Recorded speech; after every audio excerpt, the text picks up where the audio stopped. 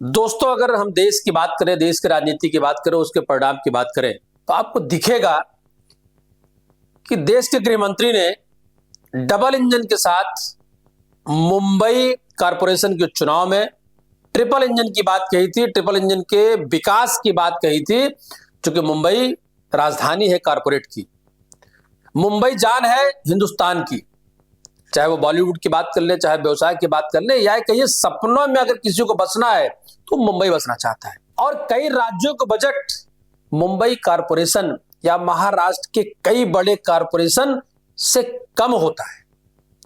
चलिए, चूंकि आपको ये पता है कि अभी नया नया वहां बदलाव आया है, बड़े लंबे समय बाद आया है, लगभग 25 से 30 सालों बाद। और कई आपने सुर्खियां देखी होंगी कंगना रनौत के बयान से लेकर के कई ऐसी सियासी हलचलें, तो हम उसी पे चर्चा करते हैं। चूंकि मुंबई की जो हवा में आजकल नमी के साथ साथ एक अजीब सी सियासी गर्मी घुल गई है। समंदर की लहरें तो वही है, गेटवे ऑफ इंडिया वही है, लेकिन गेटवे होकर मुंबई की सत्ता का रास्ता गुजरता था, उसका पता अब बदल चुका है। 3 दशकों में जो मातोश्री, यानी मातोश्री मतलब मुंबई, मुंबई मतलब मातोश्री, इसकी पर्यायवाची हमने देखी। वो एक ऐसा किला था जिसकी दीवारों को भेदना दिल्ली के तख्त पर बैठे किसी भी सुल्तान, सुल्तान शब्द इसलिए मैं कह रहा हूं कि किसी भी प्रधानमंत्री हो, राष्ट्रपति हो, या कोई भी पार्टी हो, बीजेपी से पहले कांग्रेस रही हो, सबके सपने और सबके पन्ने एक जैसे। कब कौन राजा और कब कौन रंक। और उसके बदलाव की अगर हम बात कर ले दोस्तों, तो ठाकरे परिवार जिस तरीके से पार्टी गई, शिंदे को पार्टी पर हावी, बचा खुचा मुंबई कारपोरेशन भी उनके हाथ से चला गया और एक बड़ा किला ढहा। जो बातें नामुमकिन सी लगती थी किसी को, अब वो इतिहास के पन्ने बन गए।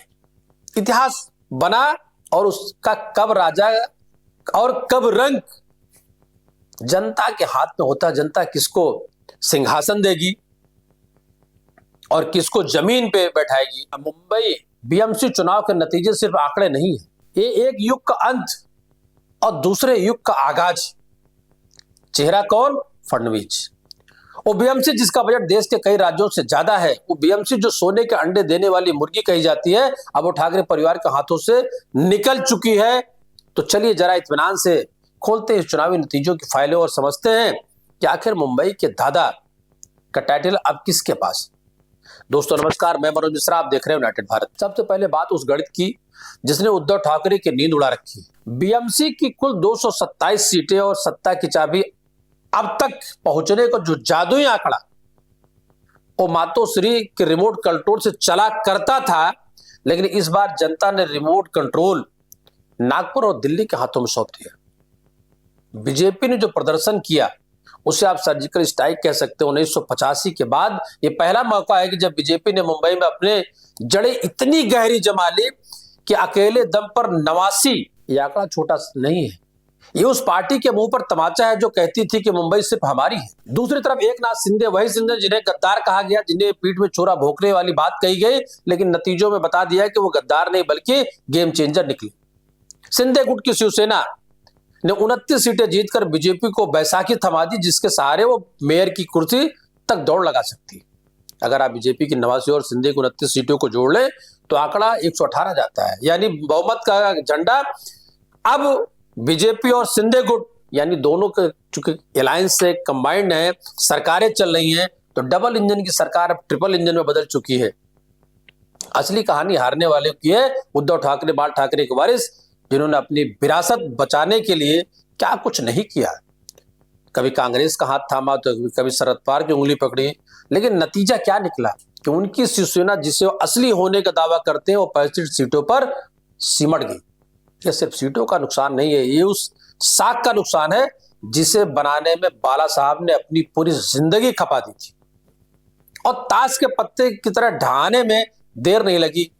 आज मातोश्री के आंगन में सन्नाटा है और सन्नाटा चीख चीख कर कह रहा है कि मुंबई का वोटर अब जज्बात से नहीं दिमाग से वोट देता है। इस चुनाव का सबसे बड़ा फ्लॉप शो राज ठाकरे बंधुओं का मिलन। 20 साल बाद राज ठाकरे उद्धव ठाकरे एक साथ आए। लगा कि खून का रिश्ता कमाल करेगा, लगा था कि दो भाई मिलकर दुश्मन के छक्के छुड़ा देंगे, लेकिन हुआ क्या, राज ठाकरे की पार्टी मनसे का इंजन तो जैसे गैराज से बाहर ही नहीं निकल पाया। महज 6 सीटें, यानी राज ठाकरे उद्धव ठाकरे के तारनहार बनने आए थे, लेकिन वो उनकी डूबती नैया में एक और छेद करके चले गए। यानी एक प्रयोग ठाकरे बंधुओं का पूरी तरह फ्लॉप। वोटर ने साफ कह दिया है कि उससे कोई कंफ्यूजन नहीं है, साफ साफ पिक्चर क्लियर है। और साफ पिक्चर होने में उन्होंने भरोसा किस पे जताया। मैं फडणवीस की बात मैं इसलिए कह रहा था, फडणवीस की गंभीरता में, राजनीति में, दूरदर्शिता में, सीएम फिर डिप्टी सीएम फिर सीएम। लेकिन एक बात कही जाती थी कि बताओ डिप्टी सीएम भी हो, सीएम का ही काम करते थे। सवाल यह कि इस जीत का असली हीरो कौन। लेकिन दिमाग सिर्फ एक है, देवेंद्र फडणवीस। मैंने आपसे फिर कहा कि महाराष्ट्र की राजनीति के इस चाणक्य ने साबित कर दिया कि धैर्य और राजनीति के बड़े बड़े फैसलों से किले कैसे फतेह किए जाते हैं। फडणवीस ने मुंबई को यह विश्वास दिलाया कि विकास के लिए मातोश्री की जरूरत नहीं है। उन्होंने बता दिया कि मुंबई अब सिर्फ ठाकरे बंधु नहीं चलाएंगे, बल्कि उसका अगला बॉस कौन होगा।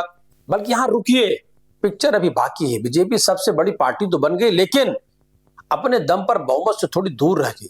उसे जरूरत है एकनाथ शिंदे की, और यही से शुरू होती है असली सौदेबाजी। चूंकि जब क्षेत्रीय दलों के पास सत्ता की चाबी हो, चाहे वो कारपोरेशन की हो, चाहे वो राज्य की हो, चाहे वो देश की हो, तो किस तरीके की तोड़जोड़ होती है। अब 29 पार्षदों की क्या कीमत होगी, कोहिनूर के हीरे से कम नहीं। खबर है कि शिंदे गुट ने मेयर की कुर्सी पर अपना दावा ठोक दिया है। उनका कहना है कि अगर हमारे बिना सरकार नहीं बन सकती तो फिर ताज हमारे सिर पर क्यों नहीं। अब बात भी बिल्कुल साफ सुथरी, क्योंकि उन्होंने एक कुर्बानी दी है। बतौर मुख्यमंत्री का चुनाव लड़े, पार्टी गठबंधन सरकार चुनाव जीती, उन्होंने डिप्टी सीएम पद स्वीकार किया। और उन्होंने ये बात कही कि देवेंद्र फडणवीस ने तो बहुत पहले कह दिया था कि मुंबई का मेयर बीजेपी का होगा और मराठी होगा। अब देखना दिलचस्प है कि क्या बीजेपी 2.5 साल के फार्मूले पर राजी होती है, या फिर शिंदे को डिप्टी मेयर की लॉलीपॉप देकर मना लिया जाएगा। वैसे शिंदे भी कोई कच्चे खिलाड़ी नहीं है। वो जानते हैं कि लोहा गर्म है और हथौड़ा कम मारना है। इस चुनाव में एक किस्सा और बड़ा मशहूर रहा, रसमलाई का किस्सा। दोस्तों, आपको याद होगा चुनाव प्रचार के दौरान राज ठाकरे ने बीजेपी नेता अन्ना मलाई का मजाक उड़ाते हुए उन्हें रसमलाई कह दिया था।